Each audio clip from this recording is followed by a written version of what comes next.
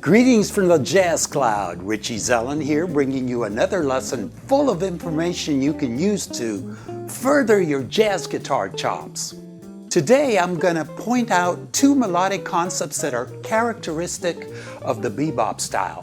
So if you're a beginning to intermediate jazz guitar student and know your basic scales, but you feel your solos don't quite sound like jazz, these two concepts will at least get you started in the right direction.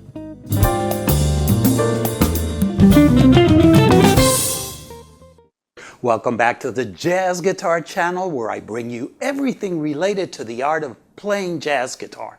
Chord melody arrangements, improvisation tips, gear reviews, and occasionally even some very bad jokes. But I'll stay away from those today. In this lesson, I want to share with you two melodic concepts of the bebop idiom that will BEBOP-I-FY, or how about jazzify your solos? If those words don't exist, well, they do now. To show you the first concept, I'd like to play and analyze a fragment of a solo by the great Joe Pass. It goes like this. 1, 2, 3.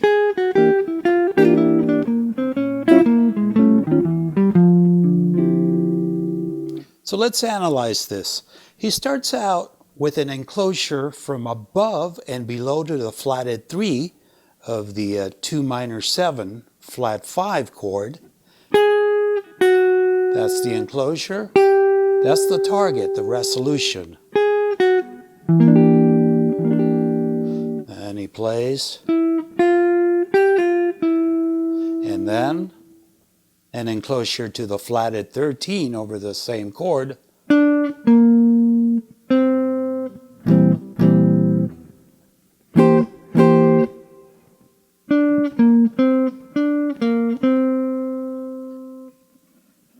Goes over to the 5, 7, flat 9, 3, 5, and an enclosure from above and below to the 1.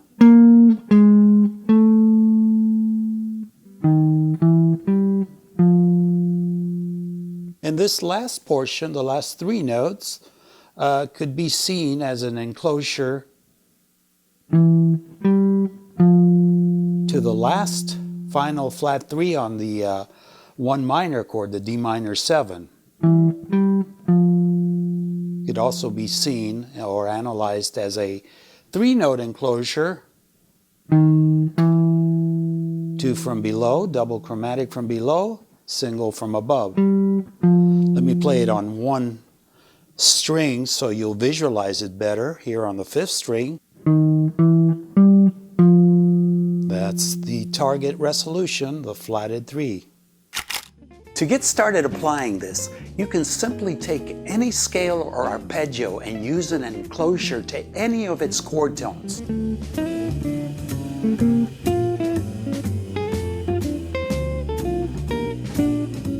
Let me show you how I do it over the 3 scales that are used over a major 2-5-1 cadence. That is Dorian, Mixolydian, and Ionian. So first let me show you the arpeggio I'm going to use as the framework for the line I'm going to create. So I'm going to play a 2-5-1 arpeggio. I'm going to start with the flatted 7 for the 2 minor chord, 5, flat 3, 1, 5 chord, starting with the 3, 5, flat 7, 1, and for the C major 7, the 1 chord, 7, 5, 3, 1, 7. So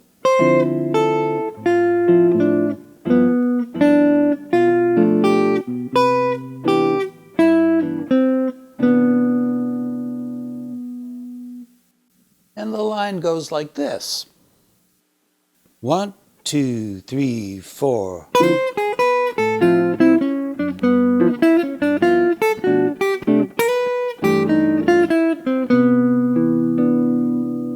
let's analyze it. We're starting out over the D minor 7 with the flatted 7. You'll notice that everything here in this line, with the exception of the enclosures, are part of that initial arpeggio I played. So, flat 7, enclosure to the 5, flat 3, enclosure to the 1.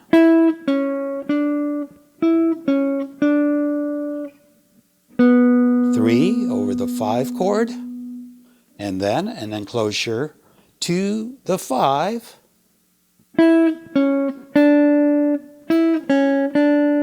flat 7, enclosure to the 1. I play it on one string sometimes for you to visualize it better. You can see how the final note is the target and how this note and the note below it are enclosing the target note. Okay? And finally,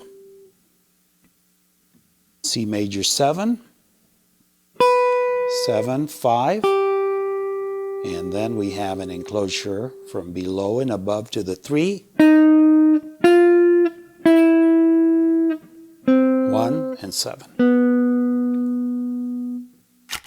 And now for our second concept, chromatic passing tones. And this is where the so-called bebop scale comes in, at least as a starting point. But what I want to point out is that this is really an artificial scale. All it is a mixolydian with a chromatic passing tone between the flatted 7 and the 1. Many jazz schools, including Berklee College of Music, which I attended, don't teach the bebop scale as such. Instead, they teach you how to add that chromatic passing tone to any scale that has a flatted 7. Let me show you how. So first I'm going to play a regular mixolydian scale. I'm going to play this descending from the root on the first string.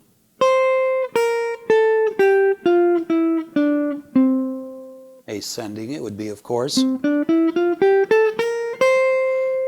Now here it is with the chromatic in between the 1 and the flatted 7. So this is the chromatic passing tone. 1, and here it is. The chromatic passing tone, flat 7. The rest of it is the same. So, versus straight mixolydian.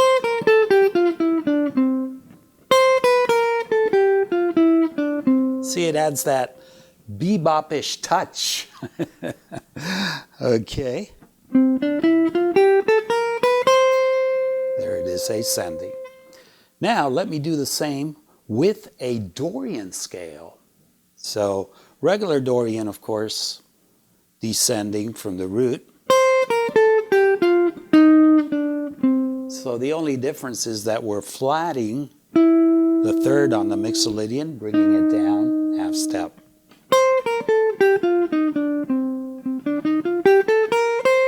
Now here it is with the chromatic passing tone between the 1 and the flatted 7.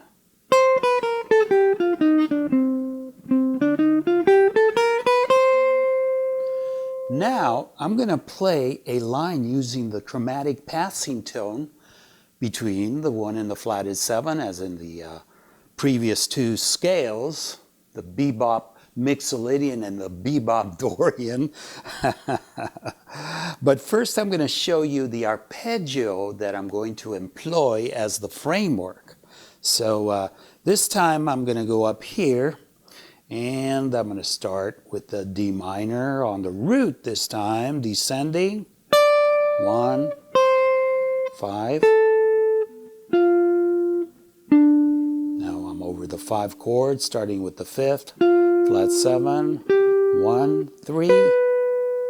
And over the 1 chord, C major 7, root, 5, 3, and I'm going to end on the 9. Okay, so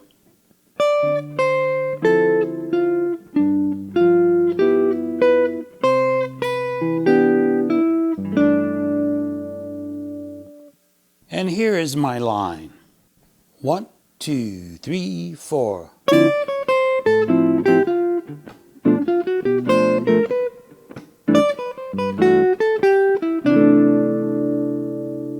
So let's analyze this. Of course, I'm starting with the root on the D minor 7, the Dorian, playing that chromatic passing tone down to the flat 7, playing the 5th, and then I do an enclosure to the flatted 3 here. This is my target, so I'm going from below, from above, and then I'm going to the 5 chords, starting with the 5th, playing a flatted 7, and now I'm ascending to the 1, but throwing in that chromatic passing tone, and ending with an enclosure from above and below to the 3, which is here. So I'm doing, it's like a chromatic enclosure to the 3. And the final chord, the C major 7, starts with an enclosure to the 1.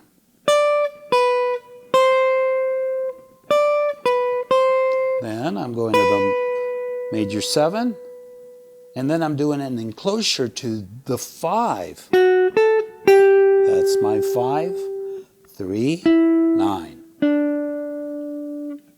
2, 3, 4.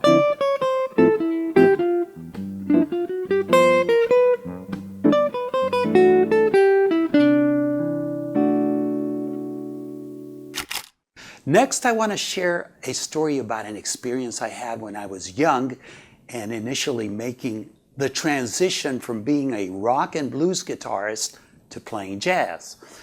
This is totally relevant to what we have been learning here, so please be patient and stick with me. When I was in my early 20s, I was living in San Francisco, and I was part of a small meditation group that had among its members a few musicians. Among them was none other than John McLaughlin, who, whenever he toured San Francisco, he would come and hang out with us during his spare time.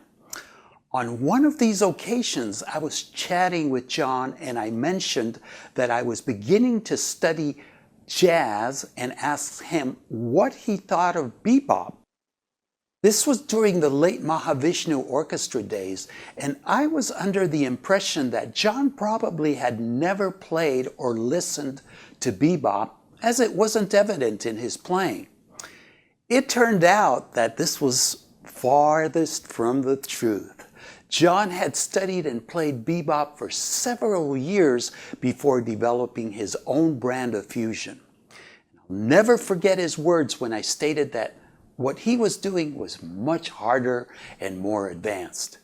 He replied, "Bebop is very hard stuff," and went on to comment how sophisticated it is and how it had enriched his overall playing.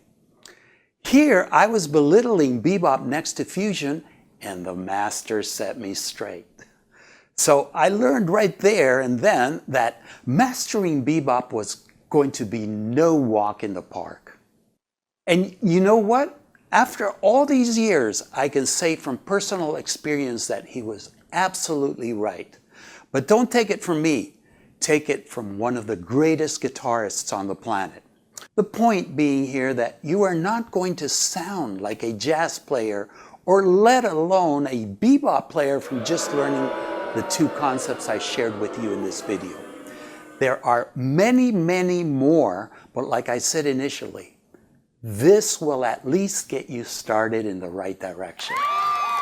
On the other hand, if you feel you want to immerse yourself in learning all of the rudiments of bebop improvisation in an orderly fashion, and not just learning a bunch of licks, I have 2 comprehensive online courses that will do just that for you. They are part of the Bebop Guitar Improv series, and I am placing a link in the info section down below for those interested. I hope this lesson has taught you something new, or at least reinforced several concepts. I'd love to hear your comments and welcome your questions. If this is your first time and you enjoyed this lesson, please subscribe and don't forget to click on the notification bell icon so you won't miss any of my upcoming lessons. Peace be with you, and I'll see you in the next video.